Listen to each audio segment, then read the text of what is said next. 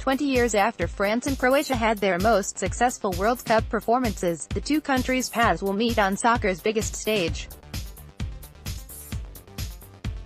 The favoured French and the resilient Croatians square off in the World Cup final on Sunday at Moscow's Luzhniki Stadium following an unpredictable 4.5 weeks in Russia that saw giants fall, stars fade and an unprecedented number of own goals, 11 ahead of Saturday's third-place match between England and Belgium.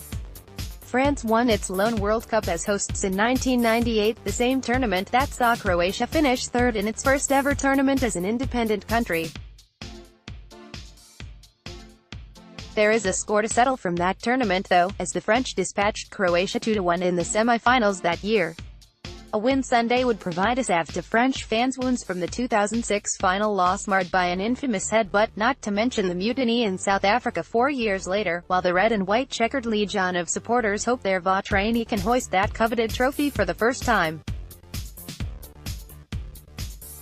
Croatia will play France in the World Cup final after defeating England 2-1 in extra time. 1:16 measuring up Mbappé and Modric. France has been on a tear after a tepid end to group stage play. Les Blues dispatched Lionel Messi's Argentina and Luis Suarez's Uruguay in short order before keeping Belgium at bay in a 1-0 semi-final win. Leading the charge are teenage sensation Kylian Mbappé and lethal forward Antoine Griezmann, both of whom have 3 goals so far in Russia. Les Blues also owe a tremendous amount of their success so far to a stalwart backline and the timely goalkeeping of Hugo Lloris. Samuel Umtiti scored the game's only goal as France advances to the World Cup final after defeating Belgium 1-0. 1:05 While Mbappé's speed and youthful exuberance have created havoc for opposing defenses, Croatia's No. 10, captain Luka Modric, has coolly controlled matches in Russia with his graceful play in the middle, even when facing elimination. Hit that resolve the 19-year-old Paris Saint-Germain forward singled out ahead of their showdown. Even when you think they're going to lose, or going to crack, they always have the mentality to come back, Mbappé told the Associated Press on Friday.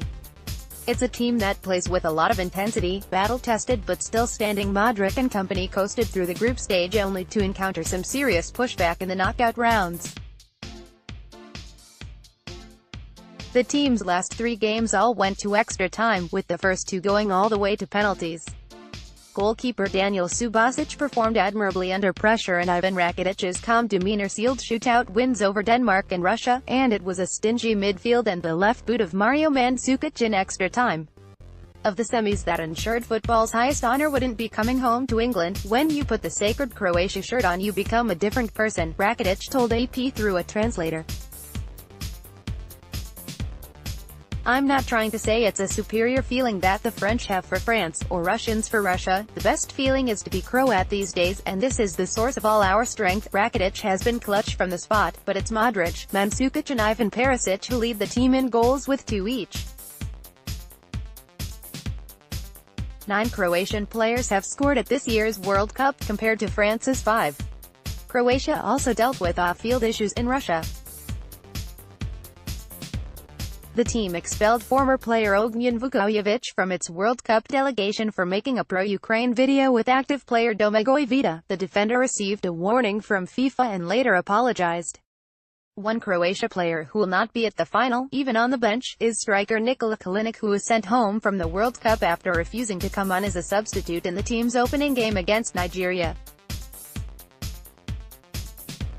Coach Zlatko Dalic said it had happened before, both in a friendly against Brazil and in training sessions. Kalinic could not be replaced, so Croatia continued in the tournament with a 22-man squad.